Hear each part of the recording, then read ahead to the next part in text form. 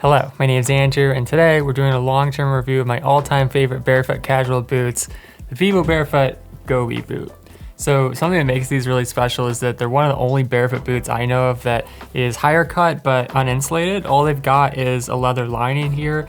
It feels really nice to wear barefoot if you want to do that, but with socks as well. And if you're gonna wear them in hot weather, you can see that there's just not that much thickness here. There's no fur lining, no synthetic, so you can wear them up to like 80 degrees without being that hot. But then you can also stack up socks in here because the leather is actually very water resistant. You can see that I've got mine completely muddy here. A lot of times in spring, like it is right now, it's just been raining nonstop, so I'll take them through like really squishy swamp type areas on the way to the grocery store, and the wraparound sole helps a lot with that.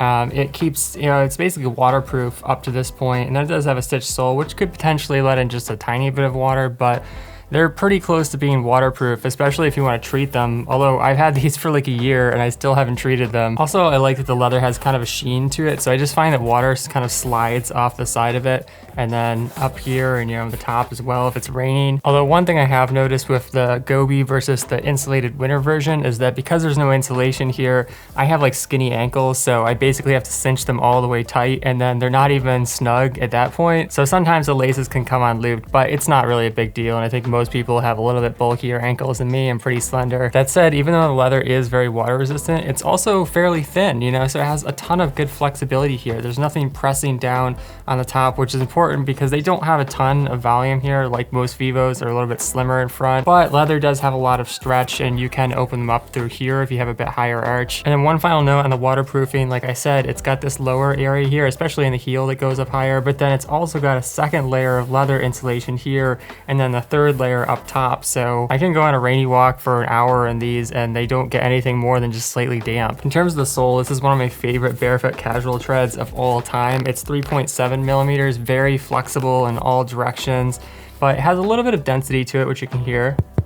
So it can handle some gravel, although if you're on gravel all the time, it could potentially chew up a thinner sole like this. That said, because the lugs are more shallow, it really doesn't pick up mud. Like I haven't even cleaned these and I walk through muddy terrain every single day, which is nice. Like I said, they feel great to wear barefoot, but if it's a little bit colder or really wet, sometimes I'll put a wool felt insole in there. I like this better than Vivo's stock insole because it's way more flexible, doesn't interfere with ground feel at all, and it's antimicrobial, so it doesn't smell, just has like a nice natural woolly smell, and it's moisture wicking as well. So unlike synthetic or cork, it lets the moisture pass through and it'll kind of move it away from your body. And two last notes, I guess, is that it does have a stitched sole and mine look really excellent. The stitching hasn't come out anywhere, so I'm glad that Vivo went with a stitched versus glued sole on this one. And really it's hard to beat the GOBI sole for walking on urban terrain because like I said, it's just so smooth in terms of the roll down, but then you've got a nice amount of density and a little bit of protection here. If you only want a boot for winter, this is the Vivobarefoot GOBI warm line. It's essentially the same exact thing, same wide toe box, same sole, but with a synthetic insulation here. Usually I don't like synthetic insulations because they're not as breathable as wool, like I said, but Vivo did a great job with this, not only in terms of the appearance, it looks almost like shearling, but also because it's so puffy. I find it does a really good job of moving moisture away, especially if I'm also pairing it with, some Injinjis, which are high percentage wool. If you want another high cut barefoot boot that's uninsulated for all seasons, this is the Vivobarefoot Pilgrim. It is a little bit more slim in front. I'd say this has a medium wide cut to it,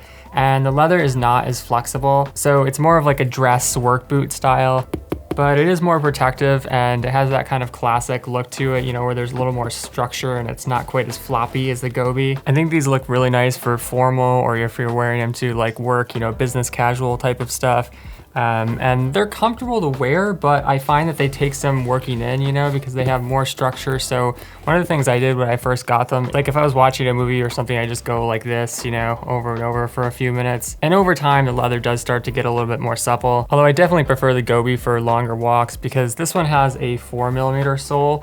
It's still really flexible, but again, especially in the back, you can see there's just a little more structure. It feels just a little bit heavier. For longer city miles, it's just not quite as smooth as the GOBI. Although like I mentioned, mentioned, it is uninsulated and it's fully leather, so it feels really nice to wear barefoot or with a thin pair of socks, even in warm weather. Also, one last thing that's different about the Pilgrim is that it's actually grounded, even though it has a rubber sole. It's aligned with silver, I think, so it conducts negative ions in through the bottom of the sole, like if you were completely barefoot. Then there's also the Vivobarefoot Scott, which is kind of the same thing as the Pilgrim, has that same little bit more tapered toe box, more structure, but the leather is slightly softer, so it's kind of like an in-between option between the really firm Pilgrim and the super soft Gobi, but it's also got some fur insulation in there, so it's a little bit warmer. This one doesn't work so well for hot weather, although because of the slightly softer leather, I do think it feels a little bit more comfortable for longer mileage. If you want something super light, this is the Wildling Haldi. Wildling has a lot of similar styles where they just kind of change out the materials. This one happens to be insulated with wool, but they've got more summer and fall specific ones that aren't quite as warm. Toe box is similar to the Gobi. It's kind of like a medium to wide, although it is a little more squared off in the front, which I like. It's even more flexible up top than the Gobi as well. Although one thing I don't like about Wildling is that they often, in their colder weather styles, they put this like synthetic layer in between. So you've got like nice natural wool and then cotton or, you know, maybe hemp on some of their styles. And then you've got like a polyester lining, and it does improve the water resistance a little bit because they are thin, but it also decreases the breathability. And sometimes, you know, like around 50 degrees, this boot can get pretty warm, or even, you know, like going into a grocery store. But having the wool lining and then adding some wool socks on top of that can really help, because even if it can't breathe as well this way, it can definitely move temperature and moisture out, you know, if you have multiple layers of merino wool. This is Wildling's upgraded sole. It's a little bit higher up top than their old styles used to be, which were kind of more flat and they would just let water in. So it's not quite as water resistant as the Gobi, but it does work really well for just going through puddles and stuff like that in parking lots, maybe a little bit of wet ground. And the sole is 3.5 millimeters, so it's even more flexible than the Gobi, which is impressive. And they've got this kind of like tabby style on all the Wildling shoes, so they bend in half very well. Plus the ground feel is excellent. It's got some decent tackiness to it, but overall I'd say Vivobarefoot is the best in terms of casual soles for resisting gravel and other kinds of sharp stuff. Finally, if you want an extra wide option, this is the Reelfoot Trekker High. I love this boot. This is my favorite other than the Gobis.